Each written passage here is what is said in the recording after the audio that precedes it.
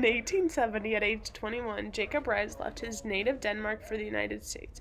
Riis found work as a police reporter, a job that took him into some of New York City's worst slums, where he was shocked at the conditions in the overcrowded, airless, filthy tenements. Riis used his talents to expose the hardships of New York City's poor. The technological boom in the 19th century contributed to the growing industrial strength of the United States. The result was urbanization. Urbanization means growing of cities, mostly in the regions of the Northeast and Midwest. Most of the immigrants who streamed into the United States in the late 19th century became city dwellers because cities were the cheapest and most convenient places to live. As a result, many of the large established cities, such as New York City and Chicago, got larger. Cities also offered unskilled laborers steady jobs in mills and factories. By 1890, there were twice as many Irish residents in New York City as in Dublin, Ireland. By 1910, immigrant families made up more than half of the total population of 18 major American cities. The Americanization movement was designed to assimilate people of wide-ranging cultures into the dominant culture. This social campaign was sponsored by the government and by concerned citizens. Rapid improvements in farming technology during the second half of the 19th century were good news for some farmers but bad news for others. Inventions such as the McCormick reaper and the steel plow made farming more efficient but meant that fewer laborers were needed to work the land. As industrialization continued to move the U.S. economy away from agriculture and toward manufacturing, many rural people moved to cities to find whatever work they could. Rural areas, especially in the South, continued to struggle with poverty well into the 20th century.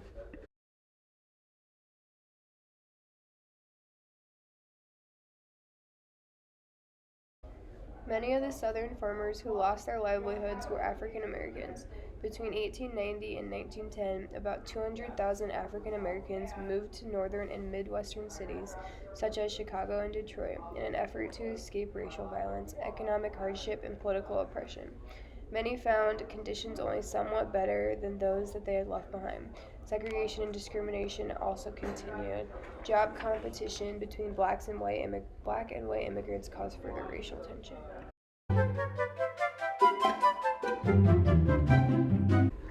These social and economic pressures helped develop many northern and Midwestern cities along racial lines. African Americans settled in mostly black neighborhoods in much the same ways and for some of the same reasons that immigrants settled in ethnic neighborhoods. As the urban population skyrocketed, city governments faced the problems of how to provide residents with needed services and safe living conditions. When the industrial age began, working-class families in cities had two housing options. They could either buy a house on the outskirts of town, where they would face transportation problems, or rent cramped rooms in a boarding house in the central city. As the urban population increased, however, new types of housing were designed. For example, row houses, single-family dwellings like shared sidewalls with other similar houses, packed many single-family residents onto a single block.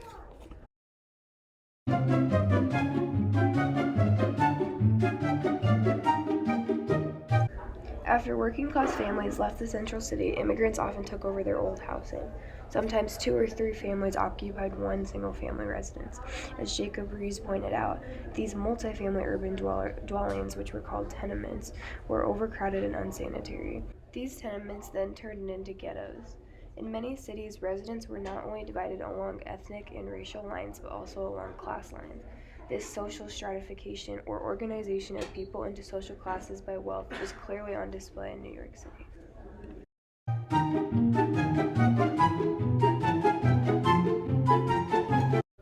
In 1867, New York City passed the first in a series of laws to improve such slum conditions. These laws set minimum standards for plumbing, safety, and ventilation in apartments. The second law passed in 1879, requiring a window for each bedroom to improve fresh air. The final law passed in 1901, including a key element the other 2 laws did not have. It set up the Tenement House Department to inspect and enforce the laws.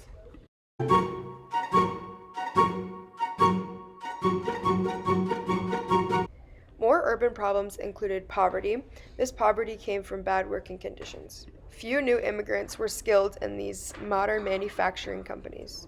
Another problem was transportation. Innovations in mass transportation systems designed to move large number of people along fixed routes enabled workers to go to and from their jobs more easily. Two other problems were water and sanitation. As these cities grew, so did the challenge of keeping them clean. Another problem was crime. As the populations of cities increased, pickpockets and thieves flourished. The last problem was fire. The limited water supply in many cities contributed to another risk, the spread of fires. As problems in cities mounted, concerned Americans worked to find solutions.